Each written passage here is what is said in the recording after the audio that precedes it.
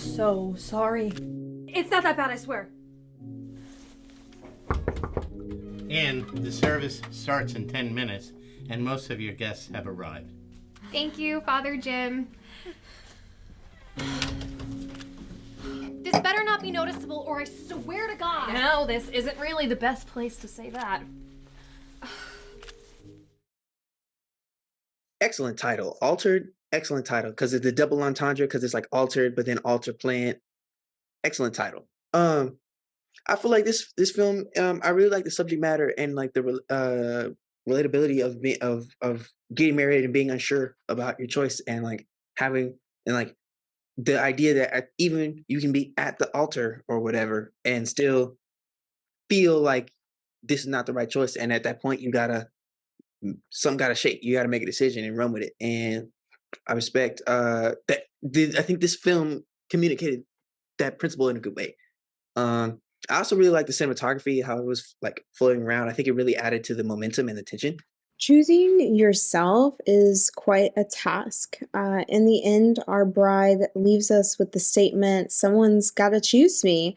And as the wedding bells are fast approaching, moments that you think would be sweet are tainted with passive-aggressive attitudes behind the scenes, breaking our bride and putting her into question. Is this all really worth it? And she's not in it for the money, but if she were to admit the truth, she sort of is sticking around for a more safekeeping of the relationship that exists, the security it brings her. But will it bring her this ultimate form of happiness that she yearns for?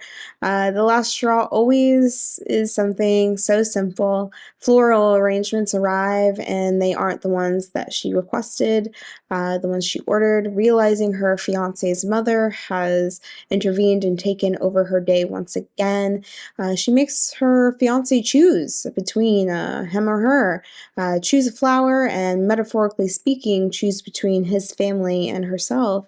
And he can't decide, therefore it's not good enough for her.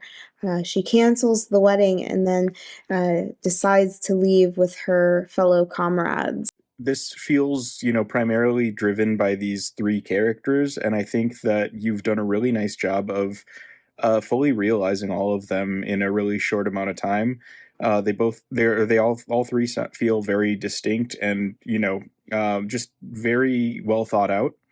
I love the way that they sort of bounce off of but support one another, and I think that you've also done a really nice job of filling in around them with some interesting supporting characters who obviously have some pretty major flaws for them to sort of seize upon and come together against. I think it's snappy dialogue. I think it's well written, and I think it's working really well, and it's functioning, most strongly on the strength of the relationship between your characters. So I think that concept is really normal, and then also this idea of there being some sort of a power struggle between a family and like your old family and your new family, and like the one that you're trying to create by getting married and the one that you were like raised in and brought up in.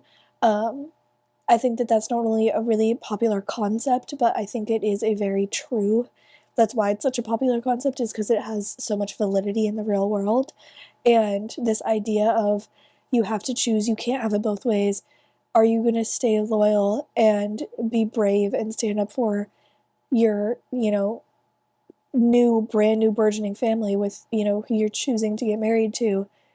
And are you saying, like, this is my person, I'm going to stand next to them and we'll handle everything together, right or wrong? Or is your loyalty still with the people that raised you? And I think that concept in general is a really fun one to play with, and I think that they did a really good job of that. There were some things I really liked about this. One of them was the character of the friend who had the long hair. She, to me, was really the kind of the sort of like the comedic side of it, in this sort of serious moment this girl, the bride, is having. I love the line that she says, someone had to choose me. That was a great line. I think it was a little thrown away, but I really liked the line. It did stick out to me a lot, and I loved the point of that.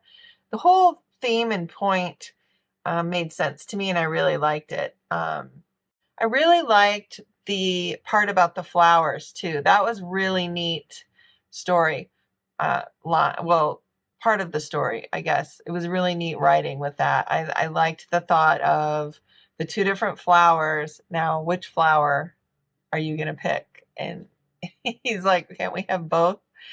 I totally got that with the flowers, and I thought that was a really interesting and cool way to present that message. I think does a really good job of capturing the awkwardness and the tensions that abound at weddings. The stress and the difficulty of trying to integrate yourself into a new family, and the protagonist's journey of sort of deciding that she doesn't want to be with someone who has to constantly get approval from his mother.